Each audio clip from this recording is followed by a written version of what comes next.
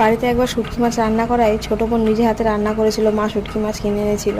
ছোটো বোন রান্না করার পর আমি একটু শুটকি মাছ আমাদের পাশের বাড়িতে দিতে গেছিলাম। তো সেই নিয়ে ছোটো বোনের সাথে খুব অশান্তি হয়েছিল। ছোটো বোনকে তখন বলেছিলাম যে একটুখানি খাবার দিলে কি আমাদের কম পড়ে যাবে।